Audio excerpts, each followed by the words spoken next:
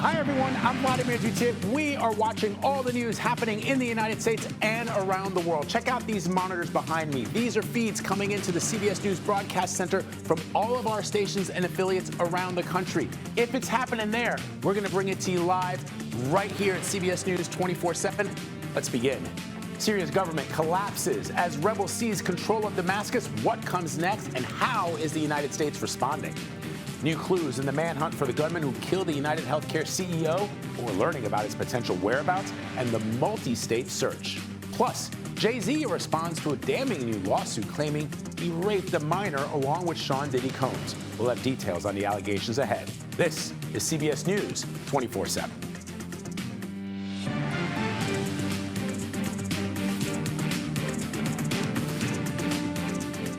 We begin this morning in Syria, where that country has awoken to a major power shift, but also an uncertain future as rebels seized the capital of Damascus in a lightning offensive over the weekend and toppled the Bashar al-Assad regime after more than 50 years in power. First his father, and now Bashar al-Assad.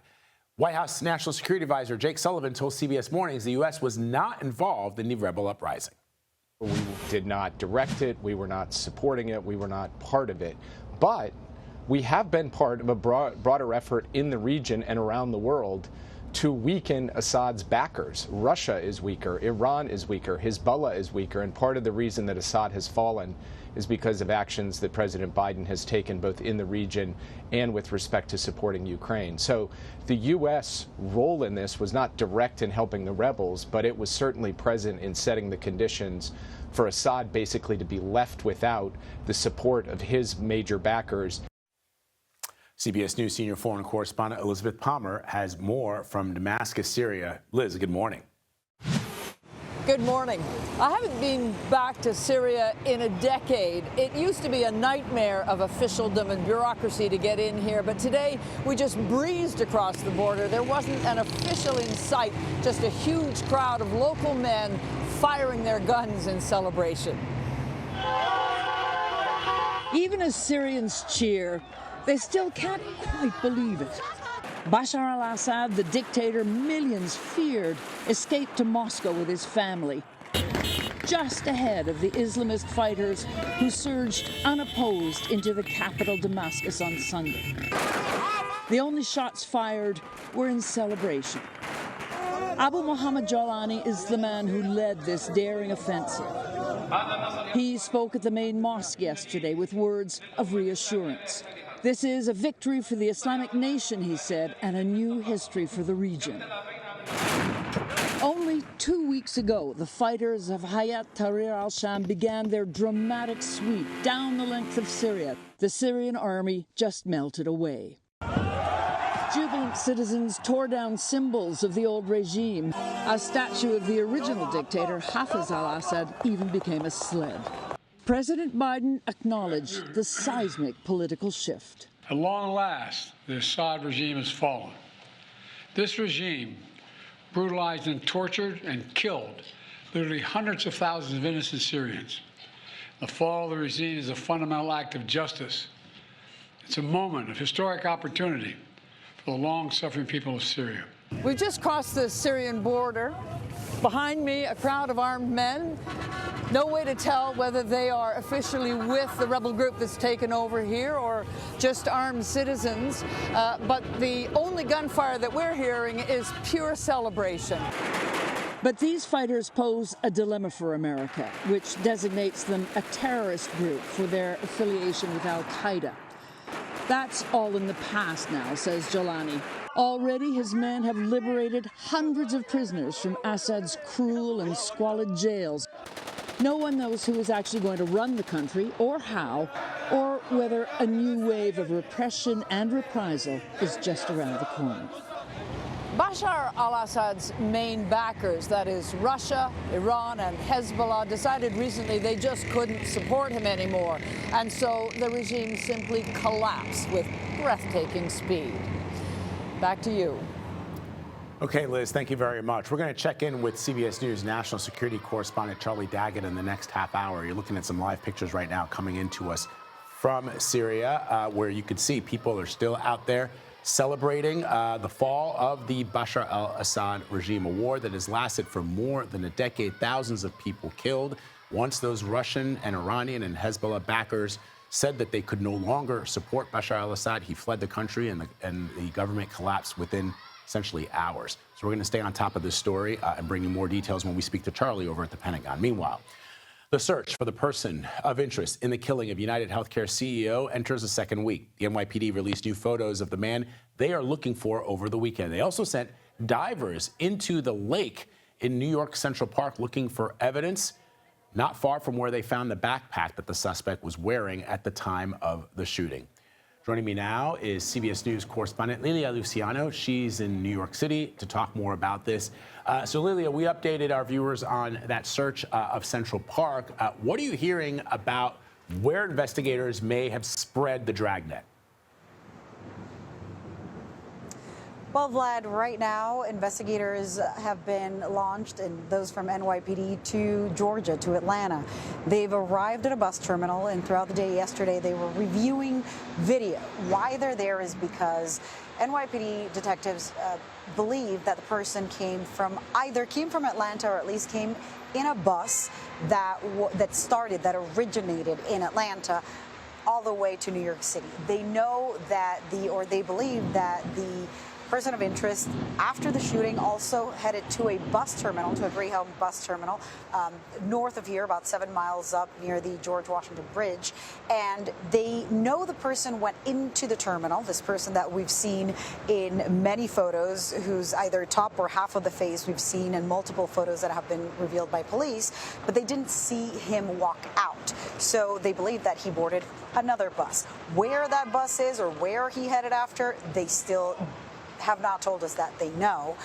In terms of what they're looking for, as you mentioned at Central Park, they found that backpack.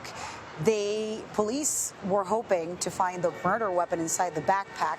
They didn't find it. They found a jacket. They found Monopoly money. We don't know, of course, what that Monopoly money would have been there for, but they still have not found the murder weapon, and that's why they were, you saw those divers in the lake in Central Park trying to find potentially the murder weapon or any other evidence. But right now it's NYPD with detectives down in Atlanta. We have our Skylar Henry, our colleague, is there too, following any developments that take place there in Georgia. And there's the U.S. Marshals and FBI task force that's hard at work, with now the FBI upping the reward for information that could lead to an arrest or a conviction to $50,000.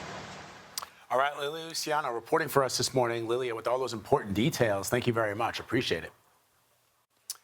Okay, politics now. President-elect Donald Trump made some big promises during his first sit-down interview since the election. On NBC's Meet the Press, he discussed everything from his plans for the economy to what he called the biggest mass deportation in U.S. history. First of all, they're costing us a fortune. But we're starting with the criminals, and we got to do it. And then we're starting with others, and we're going to see how it goes. Well, I don't want to be breaking up families, so the only way you don't break up the family is you keep them together, and you have to send them all back. CBS News congressional correspondent Nicole Killian is joining us live from West Palm Beach, Florida. This day one deportation plan, on the face of it, it almost sounds unconstitutional, Nicole, because the president-elect, while suggesting that folks who are here illegally should go back and be deported to their countries, he also seemed to indicate that if a child was born here in the United States, meaning a United States citizen, that they would also have to leave with the parents, which sort of doesn't make a lot of sense. A, they wouldn't have legal status in the country of their parents if they don't have passports for those countries, and B, it's against the law. Yeah, absolutely, which goes to show there's still a lot to work through here with respect to the president-elect's plan. But as you heard him there say, he more or less kind of echoed what we have heard from his border czar, Tom Homan, suggesting that some of these families with mixed citizenship could potentially face deportation. As you heard him say there, he doesn't want to split people up, so just deport them all together seems to be his solution. But how that works, again, remains to be seen. We also heard him say that he does intend to move forward with his pledge of mass deportation to deport the millions of undocumented immigrants that are in this country. He said his priority first would be those who have a criminal record. Then he would look to others. He also, interestingly, said that he is willing to work with Democrats when it comes to the issue of Dreamers. He suggested that he does believe that Dreamers should be able to stay here in the United States, those who were brought into the country illegally as children, that he does want to work out some type of agreement there with Democrats. So that was also something that was new from the president with respect to his potential immigration plans. Let's talk about health care. During the debate with Vice President Kamala Harris, both of them were asked about their plans for health care in this country. It's a major, major issue. The president, during the debate, said that he had concepts of a plan. What did he say, if anything, in this interview? Well, he reiterated that he still has many of those concepts, Vlad. And look, he basically said that with respect to Obamacare, if you will, that if there's a better way, if there's a better answer, he's willing to consider it. At the same time, he didn't necessarily put forward any specifics or indicate that he is working on a specific plan to potentially repeal or replace Obamacare, which is something he has attempted to do in the past along with congressional Republicans. He also renewed his criticism of now deceased Senator John McCain, who, of course, gave that infamous thumbs down voting against repealing and replacing Obamacare, continuing to criticize John McCain for that. But again, it doesn't sound that this is something kind of at the top of his list. Obviously, he also interestingly took credit for trying to make Obamacare better, in his words. He felt that he has, during his administration, they tried to make it better, even though at the same time they were trying to repeal and replace it. So scoring those two things, you may have to go back to the interview for that, but those were his comments with respect to Obamacare. Yeah, so in other words, not a lot of thought had gone into those concepts of healthcare since he had nothing concrete to offer. All right, Nicole, thank you very much as always. Appreciate it. A red flag warning will be in effect starting tonight for parts of Southern California. The National Weather Service is warning strong winds and dry conditions could help fuel those wildfires. The warning is impacting some areas near Los Angeles, like Anaheim and Burbank. It will last through Wednesday. Let's bring in CBS News Philadelphia meteorologist Tammy Sousa. First look at the national forecast. Tammy.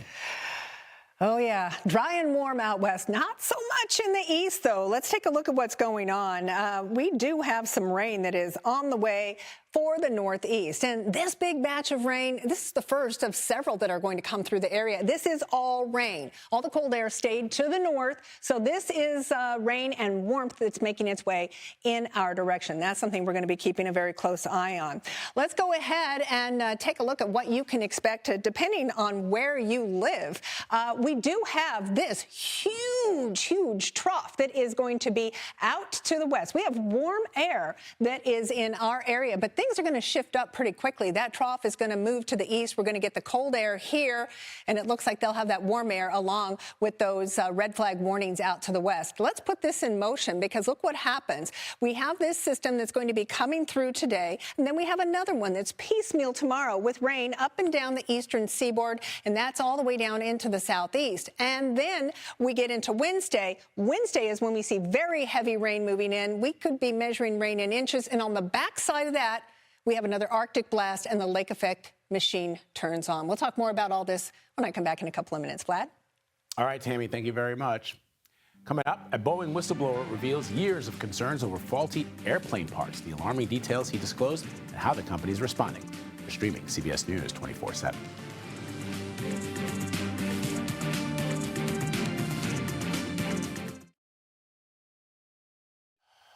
Rap mogul Jay-Z is denying sexual assault allegations filed in a new civil lawsuit. The suit claims that he and Sean Diddy Combs raped a 13-year-old back in 2000. Combs remains in jail, awaiting trial on federal sex trafficking and racketeering charges. He's pleaded not guilty and denies any wrongdoing. CBS News New York reporter Devlin is joining me now to talk more about this. So Alan, break down this latest lawsuit filed against Jay-Z and P. Diddy. Who is the accuser and what's been the response?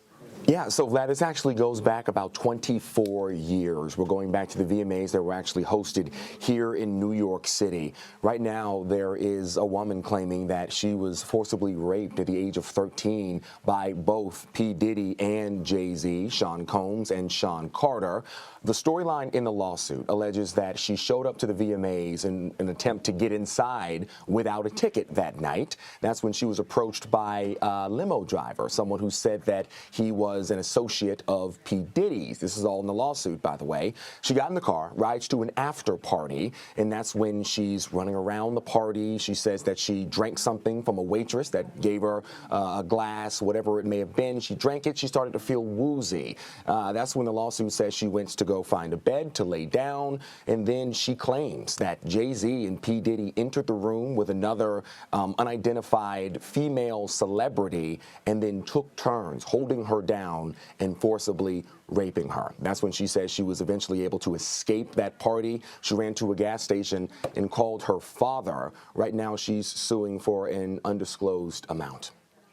So, Alan, Jay-Z, as you know, vehemently denied those claims on social media. What's he saying, and how is the attorney for the alleged victim responding?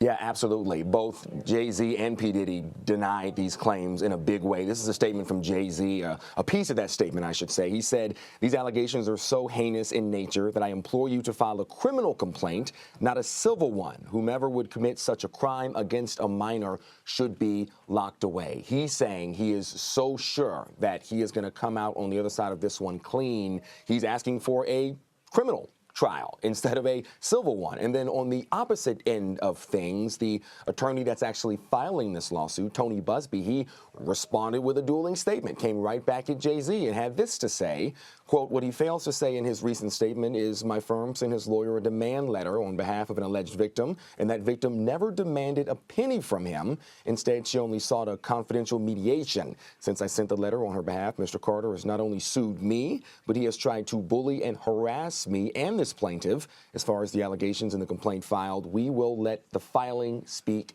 for itself." It's also worthy to note that Busby is right now on social media. There's been a firestorm since this case was first announced. He is actively defending the allegations. He's defending his client. The woman now that we all know is that she's from Alabama, 13 at the time of these allegations, of course. Jay-Z's put out his statement, and it's also available on the internet right now from Rock Nation, through Rock Nation, I should say. So this case right now, it's moving forward, Vlad. Wow. All right, Alan Devlin for us this morning. Alan, thank you very much, my friend. Appreciate it. As always. Okay, there's a new whistleblower who's voicing concerns about Boeing airplanes. Last night, 60 Minutes spoke with Sam Mohawk, a quality investigator. He keeps track of defective parts for the company in a so-called parts jail under lock and key. He claims thousands of items are now missing, and he is worried that they're being put back onto planes. There's so much chaos in that factory that there's a desperation for parts because we have problems with our part suppliers. So there's, in order to get the plane built and out the door in time, I think unfortunately some of those parts were recycled back onto the airplanes in order to keep building the airplane and not stop it in production. In a statement to CBS News, Boeing said that these claims have been shared previously, and so far none have been found to affect airline safety. Our Kelly O'Grady joins us now. Good to see you, Kelly. So whistleblower complaints like this, do they impact a company's business, or the ability to do business? To some extent, yes, right? So let's think about a company like Boeing. I mean, it is so important to their brand that they are synonymous with safety, right? You're going up in the air, you're an airline like a United or a Delta. You want to make sure that you're buying planes that are built with parts that are going to make sure that your passengers are safe. So for something like this, I mean, sure, you have a backlog of orders where Boeing has already done business with a United or a Delta, but then, you know, you go a year, 2 years out, you start to think, well, are these airlines going to go with an Airbus, which is Boeing's main competitor? Have you been surprised that there have been so many whistleblower complaints with regards to Boeing over the last couple of years? Frankly, yes. You know, you don't see something of this magnitude that often. That's why we're talking about it so much. And Vlad, I was just looking at the stock, looking at how it has performed over the past year. It is down over 36% year to date. And of course, it's not just these whistleblower claims. Like, we've had a a door fly off of a plane in the middle of the air. You have their Starliner program that you still have the astronauts up there. And so there's just been so many different parts of their business that have been impacted by whistleblower claims and safety issues that this is kind of once in a generation where you see this type of thing happening. It really is. Kelly O'Grady, always great to have you to break it down for us. Thank you. Appreciate it. Okay, a newly minted and revived Notre Dame Cathedral hosted its first Mass since the catastrophic fire 5 years ago. We'll take you there next. You're streaming CBS News 24/7.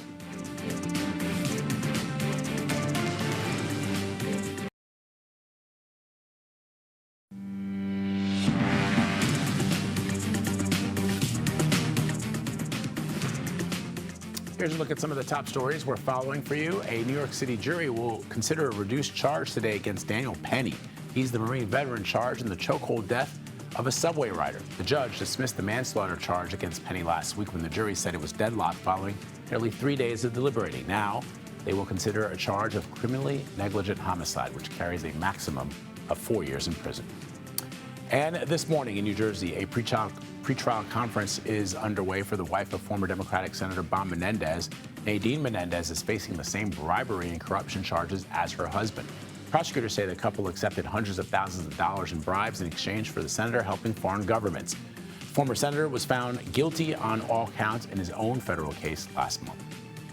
And South Korea's president has been banned from leaving the country amid a treason investigation. There are mounting calls for Yoon Suk-yeol to resign after a botched attempt at imposing martial law last week.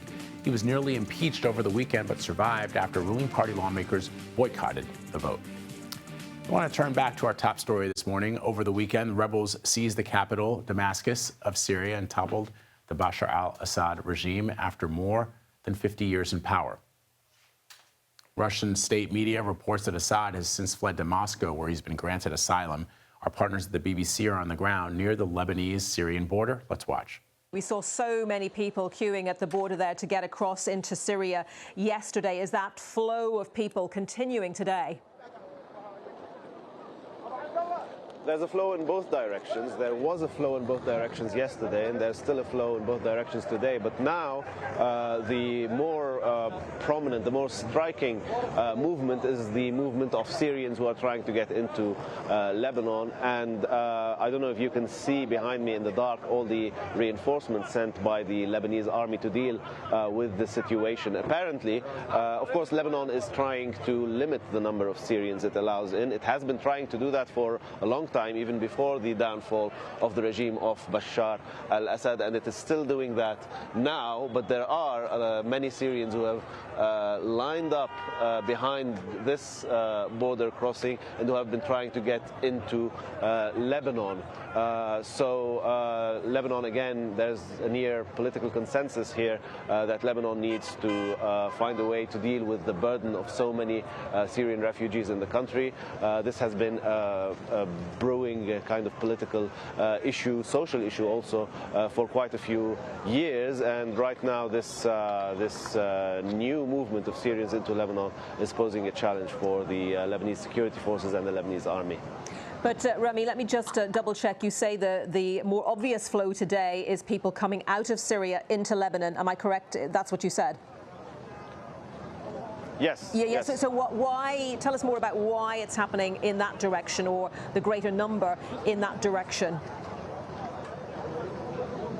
Yes. Well, many people are reluctant to talk, right? So not everybody who comes in is being open about what's happening, where they came from, and why they are trying to leave Syria. But the ones who did talk off camera, off the record, they told us that they are afraid of things that might happen, not running away because of things that did happen. So they said, we have received reassurances from the main groups which managed to knock down the regime of President Bashar al-Assad. We have not seen any acts of violence against people, ordinary people. We have no cause to believe that people will be targeted, but at the same time, we are afraid of individual acts. We are afraid of the possibility of chaos and of crime. These are some of the things which it's about caution, Rami. Off camera. Exactly. It is about caution of things to come. And we heard that not just here, but also All right, you've been listening to our partners over at the BBC talking to an individual who's actually on the Lebanese-Syrian border at the very moment. We're going to continue dipping in to our partners there, but let's bring in CBS News national security correspondent Charlie Daggett, who's joining us from the Pentagon with a lot more. So Charlie, I guess the question that people have is we see the celebrations in the streets. We know that this is, as you know better than anybody, that this has been a long, bloody civil war that's lasted for much longer than anyone I recall. I was still just an associate producer when this war kicked off, just to show folks how long it's been that this war has been ongoing. And we thought back then, I was working at CNN, we thought back then that the war was going to be over relatively quickly. And it dragged out for all these years, so many lives lost, so much treasure spent. The question, of course, is what's next? What does the United States hope to see? What do partners in the region hope to see happens next? Well, Vlad, you know, I was there when it began, too, and it has taken so long, and there were many chapters. Remember, this is where ISIS was born. As far as U.S. policy is concerned, you know, the Syrian civil war never ended. It might be argued that it hasn't even ended yet, considering the disparate groups that are involved in it. But, you know, for a while, it had reached a sort of simmering status quo. You had government forces concentrated in the south, protecting Damascus, rebel groups to the northwest, around the Turkish border, like using Idlib as a base or its capital. Then, of course, the Kurdish groups in the northeast. Those are allied with the United States and its forces there. But now, you know, the entire deck has been reshuffled. Israel has entered the Golan Heights, that buffer zone along the Syrian border for the first time in 50 years. That reflects the volatility. The United States just launched one of the biggest airstrike campaigns in months against ISIS in Syria using B-52s, F-15 fighter jets. Again, that underlines the volatility there.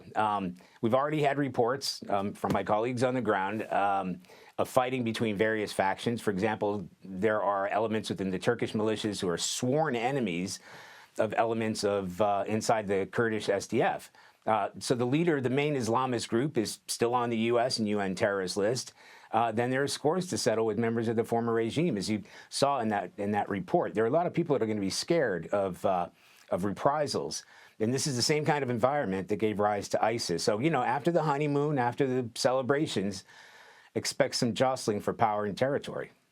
So, Charlie, just to the point that you made earlier about being there and as a reporter, you as a journalist, having witnessed all of this the bloodshed that we saw over the course of this war, just remind people, I think this is what's hard for people to understand, and perhaps this is why it's not getting that much attention here in the United States, is how this all began. Remember, his father, Hafez al-Assad, was also a brutal dictator, but when Bashar became president, he was actually the second son, as you know. He was an eye doctor, and there was a lot of hope in the Middle East that he would be a reformer, and that turned out not to be the case. How did this all kick off? There really was. Well, it first started with a demonstration that got out of control because it was really on the heels, or really in the midst of the Arab Spring. So they were sort of protesting for a sense of democracy, and it was a long time ago. And you had leaderships and dictators, and that's the way it was run. If you look at Iran, if you look at Syria, you look at Ba'athist regimes. But he was in charge of a minority, the Alawite community. So when the civil war began, it just erupted. And when we first went over, we crossed over from Turkey with some Syrian activists. We went to the same places like Tal Rifat. We were there. As a matter of fact, we bumped into a group of al-Nusra fighters, and we were told with our own FSA guys, look, lay low with those guys. Al-Nusra is the same group, even though they cut their ties, now currently in control, or the lead group of this rebel group. So highly militant, extremely violent, in the past anyway. And some of the worst scenes of violence that I've ever witnessed, I witnessed on the battlefields of Syria, because after that happened, then ISIS came along, and they just rampaged through all of Syria. That's when the United States was brought in. It was in Iraq. It was in Syria. Remember Mosul? All of that was connected and fighting for years and years and years. What surprised me, what shocked me the most about this is, first of all, the Turks are sort of behind this in a way. They took off the brakes and let these militant groups go. But how quickly it happened. It's happened in less than 2 weeks. I mean, that civil war, as you just mentioned, that's dragged on for 15 years, and it's over in 2 weeks. That's why I'm really cautious, because this hasn't played out yet. You know, we've got the Kurds. They'll want their piece of the pie. We'll have these militant groups. They absolutely want to get what they've been fighting over. The regime, if you want to call it that, or the Syrian government, if we want to rename it, they will have some jostling if they want to continue running that country. It's all going to be about a peaceful coalition. So finally, Charlie, let me ask you a question that a lot of journalists have been asking President Biden, and I'm sure at the Pentagon they're probably talking about this too. We've seen images of prisoners being released from those heinous prisons of Bashar al-Assad. Any word about American journalist Austin Tice? Yeah, you know, absolutely. We're all hoping for word, right, as journalists. The FBI has renewed the offer of $1 million. That happened yesterday for anything leading for information to the rescue of Austin Tice. He's been missing since 2012. The FBI believes he's in Damascus. And a Syrian activist told Margaret Brennan yesterday on Face the Nation that all the factions are working hard to find them. So, as you said, we've seen the rebels emptying prisons. It's hoped they'll find Tice. A few days ago, his family said they found a new source, a reliable source, who told them that their son is alive and healthy and has been treated well. So, you know, there is hope. Secretary of State Blinken said the State Department is doing what they can to find him. But we have to remember, we've been in a blackout. The diplomatic sources have been in a blackout in Syria. President Biden said yesterday they have to pinpoint him and bring him home. Yeah, indeed. Here's hoping. All right, Charlie, thank you very much for your analysis and reporting. We appreciate you as always. Thanks. Thank you. Okay, the first Mass at Notre Dame Cathedral Sunday served as an emotional reminder of the resilience of the city of Paris. The star-studded gathering featured heads of state from around the world, and it came 5 years after that catastrophic fire at the iconic church. It marked the revival of the city's spiritual heart, something that many had worried would never happen. CBS News senior foreign correspondent Seth Doan has the very latest from Paris. Notre Dame has always drawn tourists, but the ability to visit this 12th century Gothic cathedral today feels for many more like a miracle. It's amazing. I think everybody remembers where they were on April 15, 2019. It's all due to the determination of a country, an audacious 5-year deadline set by its president, and the talent of thousands who were applauded at Saturday's grand reopening. Craftspeople, workers, engineers, and of course in 2019, firefighters. They'd trained to battle a blaze like this, using water at lower pressure, and we saw the results during a visit in 2021. These stained glass windows are absolutely irreplaceable, Chief Architect Philippe Villeneuve told us. These treasures were spared. We were granted access again this past July. They've been removing the scaffolding, but we're still about 100 feet up in the air. To witness progress from high up on the scaffolding. It's a national challenge. Philippe Jost was in charge of meeting President Emmanuel Macron's deadline. A lot of people spoke of 10 years, 15 years, but the President Macron said 5 years. And he was right. We needed such a challenge. This grand renovation was carried out by an army of artisans working on the smallest of scales. Thomas Lefebvre cut out lead details for the roof. This is done on site at the last minute. Yes, all the piece here, it's different. So we have to do handmade. Everything by hand. Yeah. The rebuilding touched so much of France, whether foundries or forests of centuries-old oak. All of this wood that was burned, completely destroyed. They've rebuilt it as it was, but they have made a few changes. One of them are metal trusses just behind this wall here, which will divide the roof into 3 parts, making it less likely for a fire to spread. During this weekend's spectacular reopening, Paris's Archbishop ceremoniously knocked on the doors and inside reawakened the organ.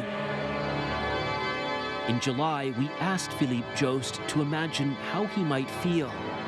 pride, emotion, and also relief. You got it done. It's done. That was Seth Doan reporting from Paris. All right, let's bring in CBS News Philadelphia meteorologist Tammy Sousa with another look at the national forecast. Hi, Tammy. Oh, hello there, Vlad. This is all about the rain. Rain, rain, rain. You know, we couldn't buy a snowflake if we wanted to, and we couldn't get the rain earlier this fall when we needed it. We went 40 days and 40 nights, and now we can't shut off the faucet. Let's take a look at what's going on. Right now, we do have this storm system that is up and down the eastern seaboard, all the way into the southeast and the Gulf Coast, and this is going to be the big story. Not out west. Out west, they're very dry. They have the red flag warnings. The cold air is to the north in Canada, so we are not going to be fortunate enough to get any snow out of this entire system. Let's talk about what we are going to be looking at, though. We are going to be looking at the rain heavy enough to create a flash flood risk, and that's all the way from down here in the Carolinas to Maine, and that is going to be tonight and tomorrow. I think it extends into Wednesday because the heaviest rain will move in here on Wednesday.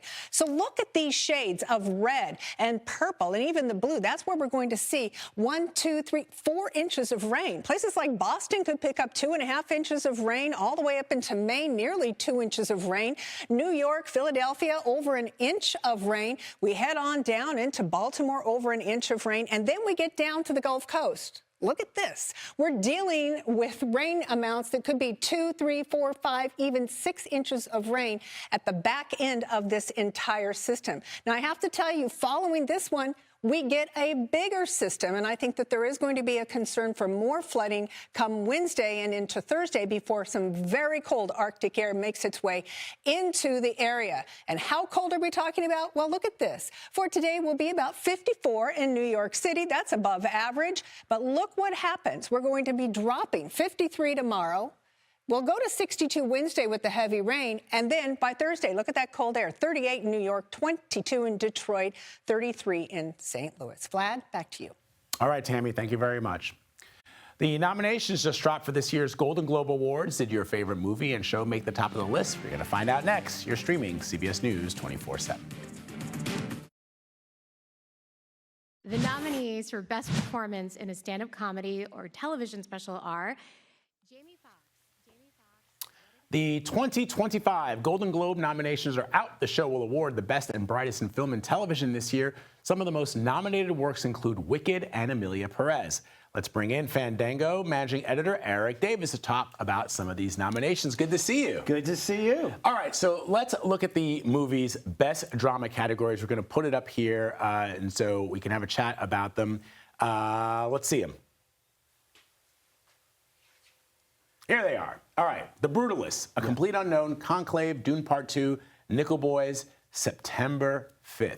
Best Motion Picture Drama. What looks good to you? You know, when you look at this category, I think the big story is there's no Oppenheimer.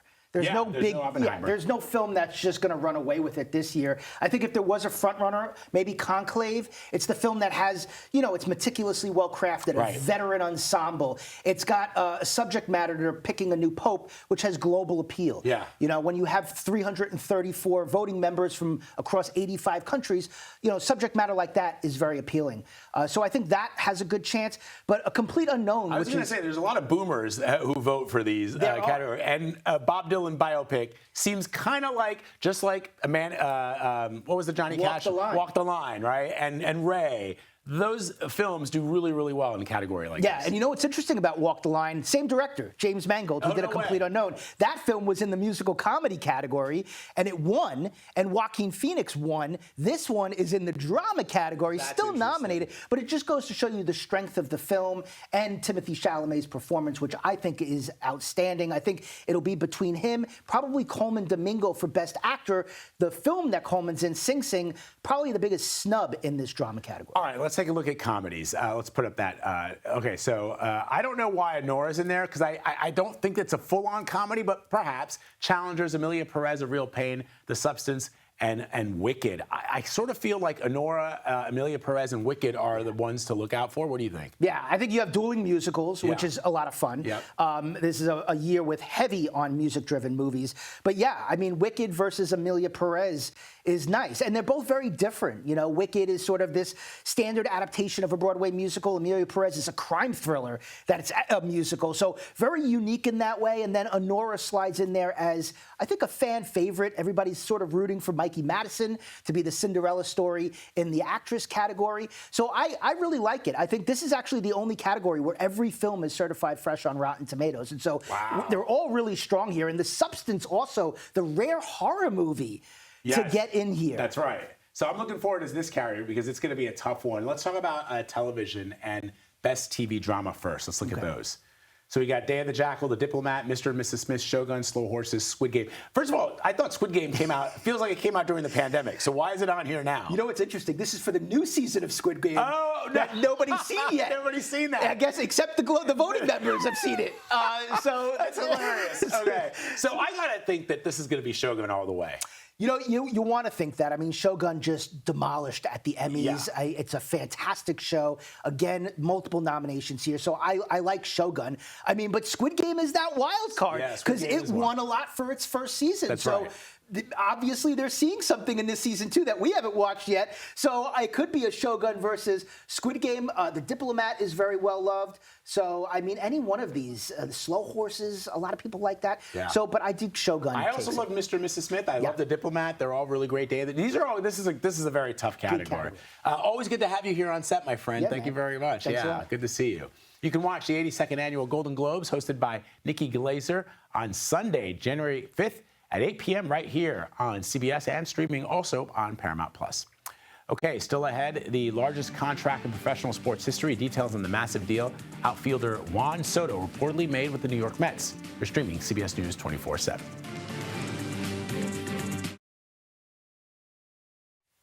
Huge news from Major League Baseball, where it looks like the New York Mets have landed the prize free agent of the offseason. We're talking, of course, about superstar slugger Juan Soto, who has reportedly agreed to a record 15-year, $765 million contract with the team. Multiple outlets are reporting the Mets beat out their crosstown rivals, the New York Yankees, who were trying to re-sign Soto after he hit a career-high 41 home runs for them last season. It is the largest contract in the history of the four major sports. Okay, a pair of ruby slippers worn by the actor Judy Garland in the 1939 film The Wizard of Oz sold at auction for a whopping $28 million. The slippers had gone missing for 13 years after they were stolen from a museum in Minnesota. They're just one of four surviving pairs from the movie. Let us bring in CBS News meteorologist Tammy Sousa with the final look at the national forecast. Hi, Tammy. Oh, you know, I wish I could click my ebony heels together and create snow, but we don't have snow up and down the eastern seaboard. We're getting awfully close to Christmas. I don't think it's going to be a white one, but it'll be a close call. Look at this. Today, we have 54 degrees in New York. That is quite warm. We also have showers extending all the way from Maine down into Louisiana. Thunderstorms in Louisiana today. Beautiful conditions, though, if you live in Tampa, 78 degrees there. We are looking at temperatures up into sweet home Chicago, 51. That's very warm there. And then across the northern plains and the northern Rockies, we are looking at very cold air moving in. Look at that. Up into Billings, Bozeman, we're looking at upper 30s. We get into Southern California, we're looking at the 60s. It's very dry out here, and it is quite warm across the desert Southwest. The thing is, all this cold air is going to start shifting to the east. By Thursday, it'll be quite cold in the east and quite warm once again when we get out west. I'm clicking away. I just can't create anything but rain. Sorry, Vlad. There's just no place like home, Tammy. Thank you very much, as always. Appreciate it. That does it for me, folks, but stay right where you are. After the break, Elizabeth Cook is live from San Francisco with all the news breaking from coast to coast. This is CBS News 24/7.